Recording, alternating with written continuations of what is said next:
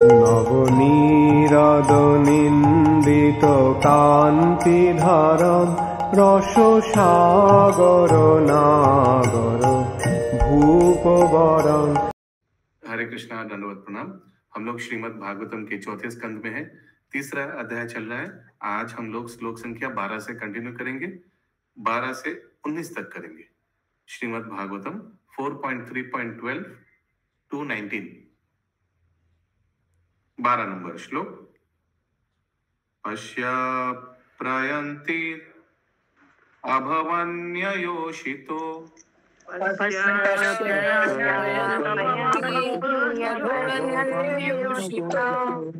अप्यलंकृता कांत सखावरुद्धशा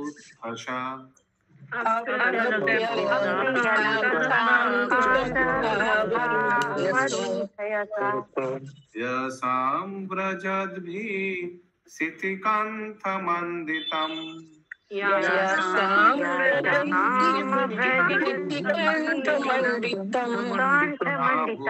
विमाने कलहंस पंडुभिः।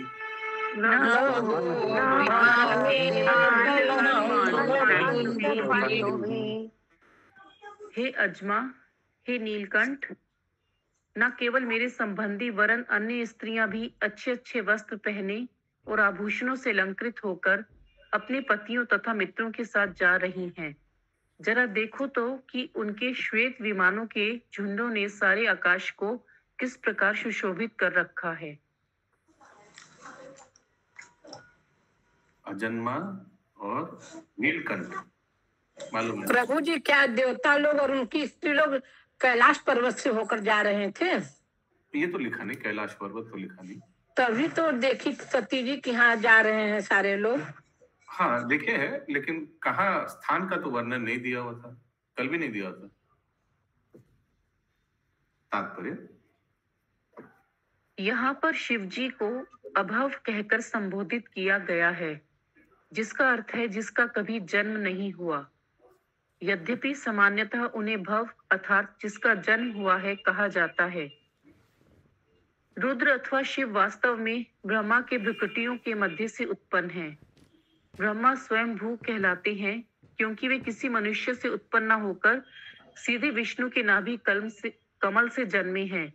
जब यहाँ पर शिव को अभव कहा गया है तो उसका यह अर्थ लगाना चाहिए जिसने भौतिक कष्टों का कभी अनुभव नहीं किया। सती अपने पति को यह बताना चाह रही थी कि जो उसके पिता के संबंधी नहीं थे वे भी जा रहे थे, फिर वे स्वयं तो उनसे घनिष्ठ रूप से संबंधित थी। शिव को यहाँ नीलकंठ कहा गया है। शिव ने विष का समुद्र पी लिया था और वे उसे गले में ही रखे रहे, पेट में नहीं जाने दिया, जिससे उनका कंठ नीला पड़ गया। तभी से वे नीलकंठ कहलाने लगे। शिव ने विष का समुद्र परोपकार हेतु पिया था। जब देवों तथा असुरों ने समुद्र का मंथन किया तो सबसे पहले विष प्रकट हुआ। अतः यह सोचकर कि विषैले समुद्र से अन्य अल्पज्ञ लोग प्रभावित होंगे, शिव जी ने सारा समुद्र जल पी लिया। कहने का तात्पर्य यह है कि जब अन्यों के लाभ के लिए वे इतना विष पान कर सकते थे, तो जब उनकी पत्नी अपने पिता के घर जाने की प्रार्थना कर रही है तो भले ही वे अनुमति ना देना चाह रही हो, किंतु अपनी महान दयालुता अवश्य उन्हें ऐसा करना ही चाहिए था। हरे कृष्णा। हरि बोल, हरि बोल। हरे कृष्णा। प्रभु जी मेरे को श्लोक नंबर बताइए ना, ये अध्याय कितना है, मिल नहीं रहा है। चौथा स्कंद तीसरे अध्याय श्लोक संख्या 12। तो देखिए कितना टैक्टफुली एकदम परफेक्ट वर्ड यूज किया है संबोधन करने के लिए शिव जी को। प्रभु जी, उस दिन आशीष प्रभु जी पूछ रहे थे कि उनको भाव क्यों बोला जा रहा था। आज यहाँ पे पता चल रहा है कि भाव उनको बोला जाता है, लेकिन उनको अभाव भी कहा जाता है। One who is never born.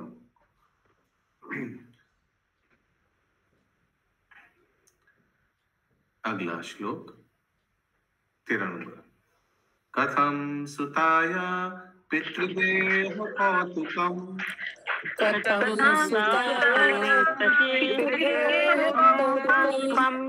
निसंय देह सुरवार्य निंदते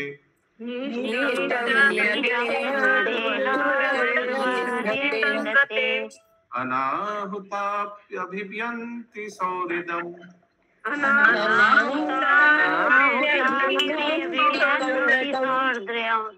भर्तुर्गुरुर्देह कृतश्च केतनम्।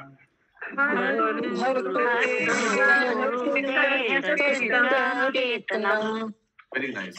मैं धन्यवाद बोलना चाहूंगा आप लोगों को। आप लोग सब रिपीट कर रहे हैं, ये बहुत अच्छा लक्षण है। Thank you. हे देवश्रेष्ठ, भला एक पुत्री का शरीर यह सुनकर कि उसके पिता के घर में कोई उत्सव हो रहा है, विचलित हुए बिना कैसे रह सकता है? यद्यपि आप यह सोच रहे होंगे कि मुझे आमंत्रित नहीं किया गया, किंतु अपने मित्र, पति, गुरु या पिता के घर बिना बुलाए भी जाने में कोई हानि नहीं होती।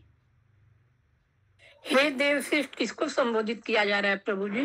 देवादिदेव शिव जी को, शिव जी को। तन्मे प्रसीदेदम् अमर्त्यवञ्चितम्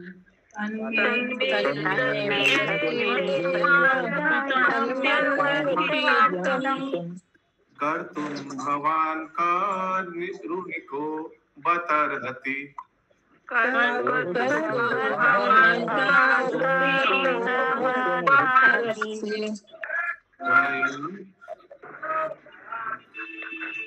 बैकग्राउंड अच्छे से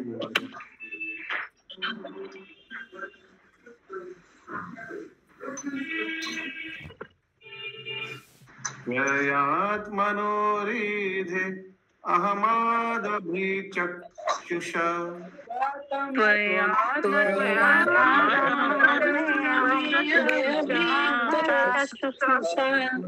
निरूपितमानुगृहणाय चित।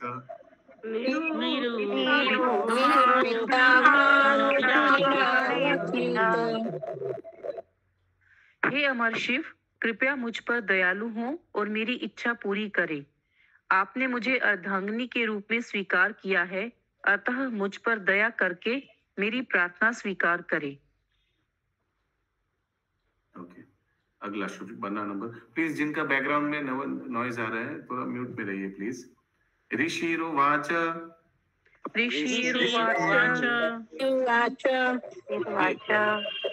ऋषि यानी मैत्री मुनि बोलना। एवं गिरित्र प्रिययाभिभाषित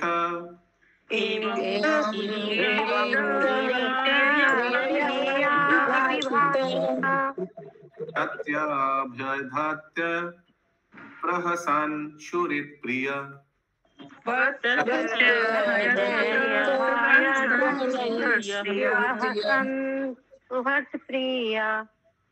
संस्मरितो मर्म भिदकुवगीषून्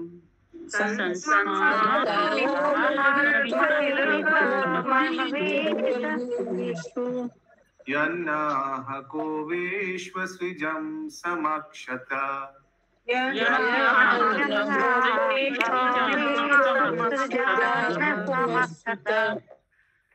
मैत्रेय महर्षि ने कहा, इस प्रकार अपनी प्रियतमा द्वारा संबोधित किए जाने पर कैलाश पर्वत के उद्धारक शिव ने हंसते हुए उत्तर दिया, यद्यपि उसी समय उन्हें विश्व के समस्त प्रजापतियों के समक्ष यक्ष द्वारा कहे गए द्वेषपूर्ण मर्म भेदी शब्द स्मरण हो आए। ओके, चंदामती लग रहा है कैलाश पर्वत के आजू बाजू हो सकता है। द ग्रेट मुझे बनारस में बहुत ज्यादा ठंडा पड़ रहा है, इसीलिए ऐसा बैकग्राउंड लगा दिए हैं। अच्छा नहीं, मैं बोल रहा हूँ, आप पूछ रहे थे ना वो कैलाश पर्वत में है क्या। ओके, द ग्रेट सेज, नहीं आपको नहीं, मैंने ये घटना आप पूछ रहे थे ना। अच्छा, हाँ पूछ रहे थे कि माता सती देख रही है क्या कैलाश पर्वत से सारे देवता जा रहे थे विमान में चढ़कर। हो सकता है actually. The great sage Maitreya said, Lord Shiva, the deliverer of the hill Kailash. Deliverer of the hill Kailash. Hindi में क्या लिखा है? कैलाश पर्वत के उद्धारक। अच्छा, उद्धारक। कुछ घटना घटा था क्या, किसी को मालूम है? अशोक प्रभु को मालूम हो सकता है। अशोक प्रभु कहाँ है? नहीं है। Okay. Having thus been addressed by his dear wife, he replied smilingly, although at the same time he remembered the malicious, heart-piercing speeches delivered by Daksha before the guardians of the universal affairs. Okay, उनको याद है क्या घटना घटा था पिछली बार, फिर भी हंसते हुए उन्होंने उत्तर दिया। तात्पर्य, जब शिवजी ने अपनी पत्नी से दक्ष के विषय में सुना तो मनोवैज्ञानिक प्रभाव यह हुआ कि उन्हें तुरंत विश्व के प्रजापतियों की सभा में अपने विरुद्ध कहे गए कटु शब्द याद हो उठे और मन ही मन वे अत्यंत दुखित हुए, किंतु अपनी पत्नी को प्रसन्न करने के लिए ऊपर से हंस पड़े। भगवत गीता में कहा गया है कि मुक्त पुरुष इस भौतिक संसार में विपत्ति तथा सुख दोनों में मानसिक संतुलन बनाए रखता है। कौन सा श्लोक? लेट्स सी कौन बोलेगा। इंद्रावती माता जी।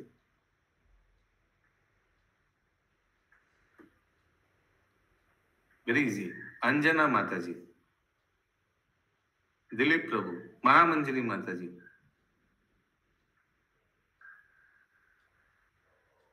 खुशबू माता जी, शोभना गोपिका माता जी, संगिनी श्याम प्रिया माता जी। कौन सा श्लोक? कितना इजी। मनमना। मनमना नहीं। अरे बोलते तुक्का था दुक्का। यस, और कोई? यस, निर्गुणा नीलमणि माता जी, बहुत इजी श्लोक।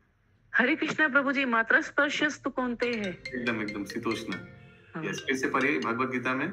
भगवत गीता में कहा गया है कि मुक्त पुरुष इस भौतिक संसार में विपत्ति तथा सुख दोनों में मानसिक संतुलन बनाए रखता है। अतः यहाँ यह प्रश्न उठाया जा सकता है कि शिव जैसा मुक्त पुरुष दक्ष के शब्दों से इतना प्रसन्न क्यों था। इसका उत्तर शील विश्वनाथ चक्रवर्ती ठाकुर ने दिया है। शिवजी आत्माराम हैं, किंतु चूंकि उन्हें तमोगुण का भार सौंपा गया है, अतः वे कभी कभी इस भौतिक जगत के सुख तथा दुख से प्रभावित होते रहते हैं।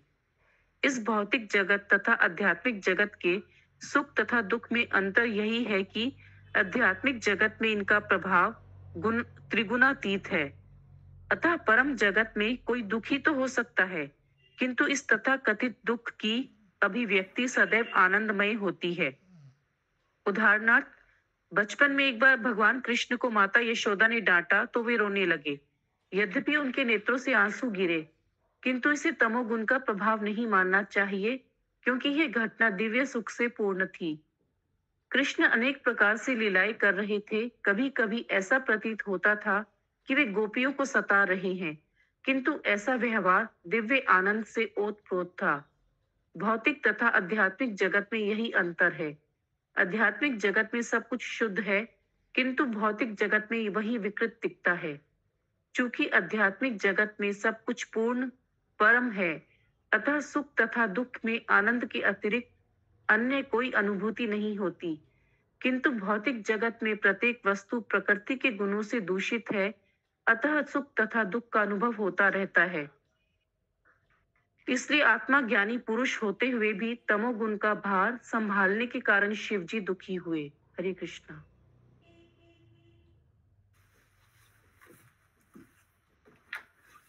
क्यों दुखी हुए? वो जो पिछले बार दक्ष ने क्या क्या बोला था, तो उससे दुखी हुए। श्री भगवान उवाच। श्री भगवान ये चंदा माता जी, कौन उवाच? कौन सा भगवान? क्या प्रभु जी? यस, महामंत्री माता जी, कौन भगवान? शिव जी को लिए बोला। शिव जी उवाच प्रभु जी। यस। तयोदितं शोभनमेव शोभने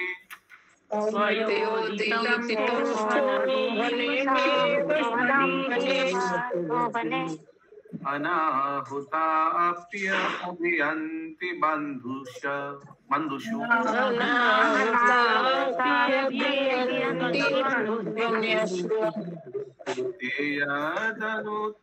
अनुत्पादित दोष दृष्टयो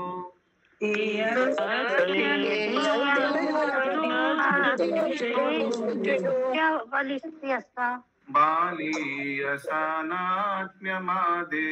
मन्युना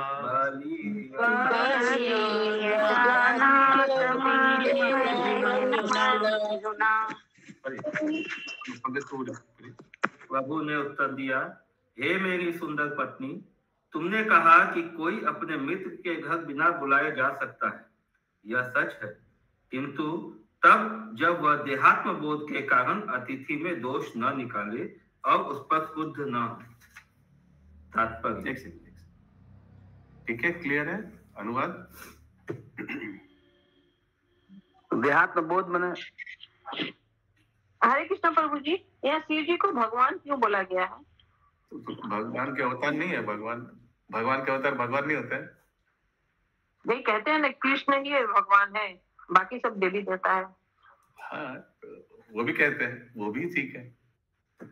So the great Lord replied, "My dear beautiful wife, you have said that one may go to a friend's house without being invited, and this is true." ये सच बोला, आप तो बोला कुछ जगह में बिना पूछे ही जा सकते हैं, provided such a friend does not find fault. लेकिन ये तो आपका fault finding किया है आगे.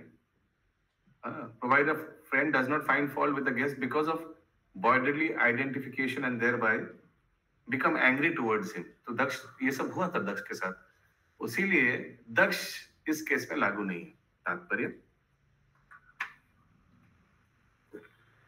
शिव ने पहले से ही जान लिया था कि जैसे ही साध्वी सती अपने पिता राजा दक्ष के घर पहुंचेगी, तो यद्यपि साध्वी सती निर्दोष है, किंतु देहात्म अभिमान से पूर्ण राजा दक्ष उसकी उपस्थिति से बिना किसी दया के अवश्य रुष्ट होगा। शिव ने सतर्क किया कि तुम्हारा पिता धन के मद में बहुत फूला हुआ है, वह तुम पर क्रुद्ध होगा और यह तुम्हारे लिए असहनीय होगा, इसीलिए उचित यही होगा कि तुम न जाओ। इस सब का शिव को अनुभव हो गया था, क्योंकि उनके दोष रहित होते हुए भी राजा दक्ष ने उनके प्रति इतने कटु वचन कहे थे। और जब सती को दिखेगा तो दक्ष को फिर शिवजी याद आएगा। एक इंग्लिश में कहावत है ना, एनिमीज फ्रेंड इज एनिमी, मालूम है ना? यस दुश्मन का दोस्त दुश्मन होता है। तो दुश्मन कौन है? शिवजी दुश्मन है दक्ष के लिए, और सती उनका दोस्त है, तो दुश्मन का दोस्त दुश्मन होता है। अगला श्लोक 17 नंबर। विद्या तपो वित्त वपुर्वाय कूले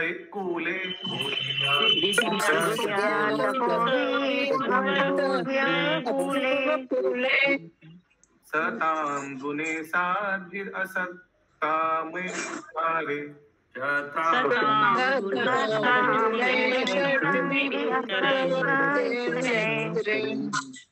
मृतौ हतायां भृतमान दुर्दृशा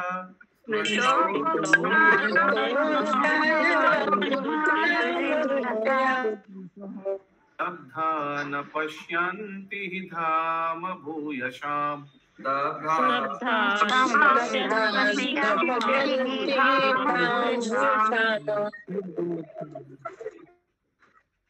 यद्यपि शिक्षा, तप, धन, सौंदर्य, यौवन और कुलीनता ये 6 गुण अत्यंत उच्च होते हैं, किंतु जो इनको प्राप्त करके मदान्ध हो जाता है और इस प्रकार वह सद्ज्ञान खो बैठता है, वह महापुरुषों की महिमा को स्वीकार नहीं कर पाता।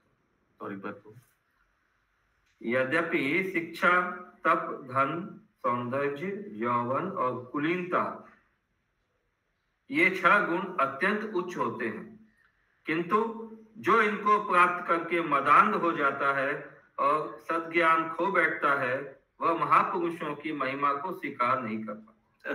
तो ये कुछ किनका शिक्षाएं से मिलता जुलता है? यस माता जी, कुंती महारानी। हाँ, क्या 2 एक्स्ट्रा चीज है विनीता माता जी इसमें? वहां तो 4 था। Let's see. यहाँ प्रभु जी यौवन है और तप है। हाँ, वेरी गुड। नहीं, शिक्षा नहीं, शिक्षा उसमें भी था, भौतिक शिक्षा। ओके। हाँ, तात्पर्य, यह तब किया जा सकता है कि जब राजा दक्ष अत्यंत विद्वान, धनवान तथा तपस्वी था और उच्च कुल से संबंधित था, तो फिर वह दूसरे पर अकारण क्रुद्ध क्यों हुआ? इसका उत्तर यही है कि उत्तम शिक्षा, उत्तम कुल, सौंदर्य तथा पर्याप्त संपत्ति जैसे गुणों के होने से जब इनका अधिकारी व्यक्ति अभिमानी हो जाता है तो उनका बुरा प्रभाव पड़ता है। दूध बहुत अच्छा भोजन है, किंतु जब कोई विषैला सर्प इसे छू लेता है तो वह विषाक्त हो जाता है। इसी प्रकार से शिक्षा, संपत्ति, सौंदर्य तथा उच्च कुल जैसी भौतिक संपत्ति यद्यपि ये निसंदेह सद्गुण है, किंतु जब ये देशपूर्ण व्यक्ति में स्थान पाते हैं तो इनका विपरीत प्रभाव होता है। यस, किसी को ये श्लोक मालूम है? ये दूध और सर्प स्पर्श करेगा तो फिर कोई किसी को मालूम है? संगिनी श्याम प्रिया माता जी, किसी को मालूम है? नहीं याद है। ओके, आगे। एक अन्य उदाहरण चाणक्य पंडित द्वारा दिया हुआ है कि अपने शिव में मणि धारण किया हुआ सर्प भी भयानक ही होता है, क्योंकि वह सर्प है। सर्प अपनी प्रकृति से अन्य जीवों से ईर्ष्या करता है, भले ही वे दोष रहित क्यों न हो। जब सर्प किसी अन्य प्राणी को काटता है तो यह आवश्यक नहीं होता कि वह प्राणी दोषी हो। सर्प की आदत ही होती है कि निर्दोष प्राणियों को डसना।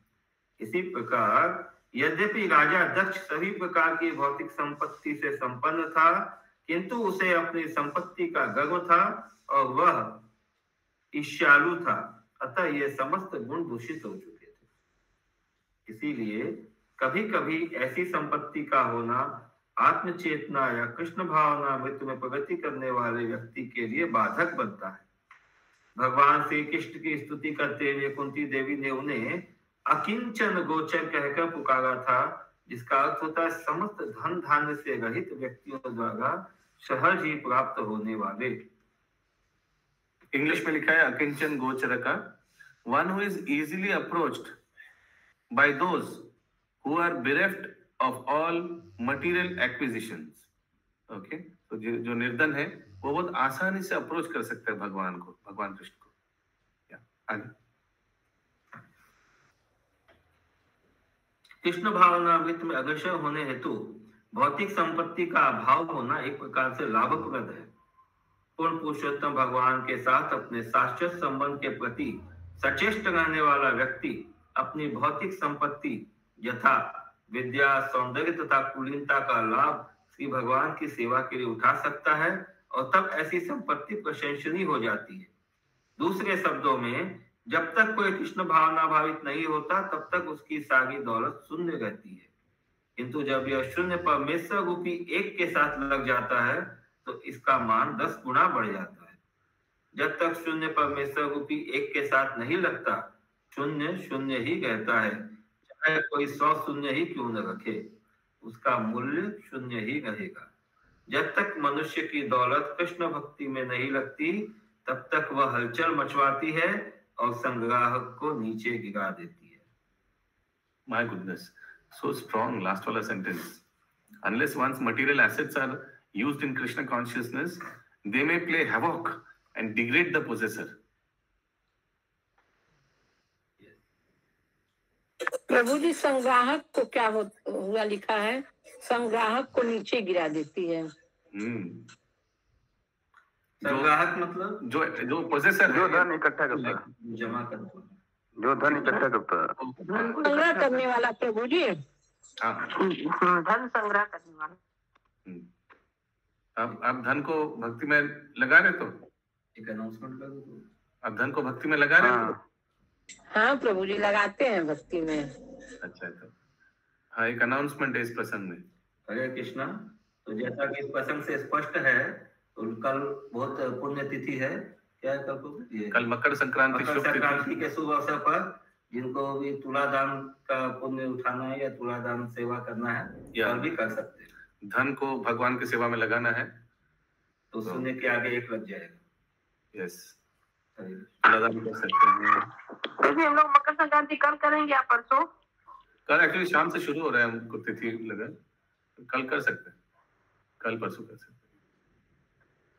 ठीक है, गंगा स्नान तो परसों ही है, सोमवार के दिन स्नान है गंगा। लेकिन प्रभु जी बनारस में 15 तारीख को है। सोमवार तो 15 तारीख ही हुआ ना।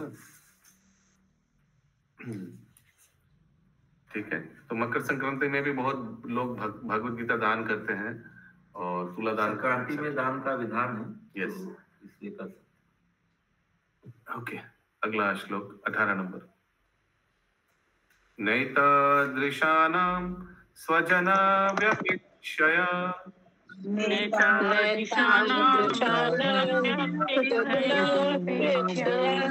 देहान् प्रतीयात् अनवस्थितात्मनाम्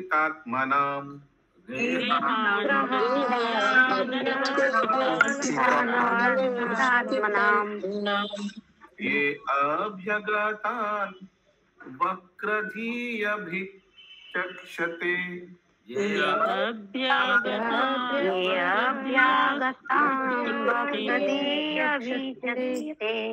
आरोपिता भ्रूभिः अमर्षानक्तिभिः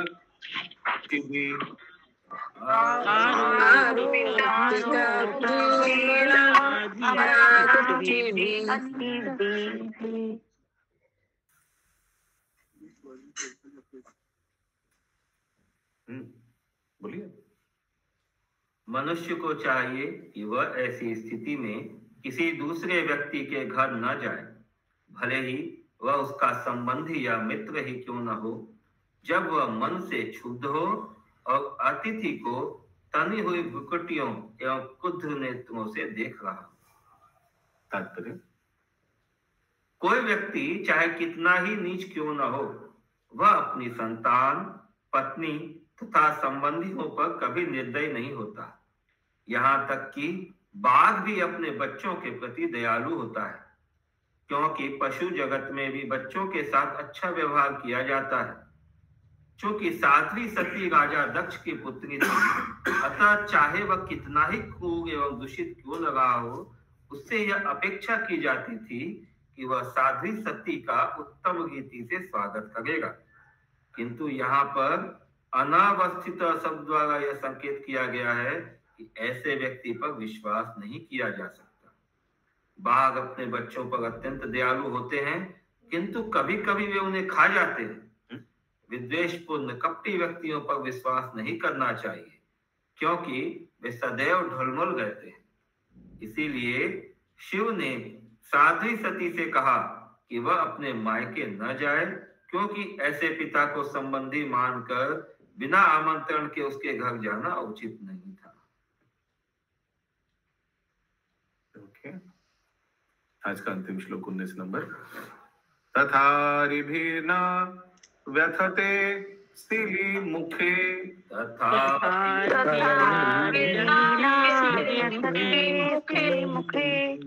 सेते अर्दिक्तांगो हृदयेन दूयता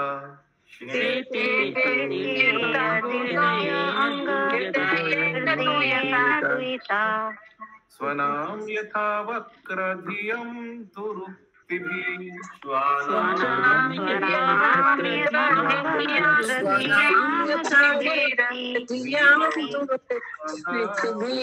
मर्मसाधिता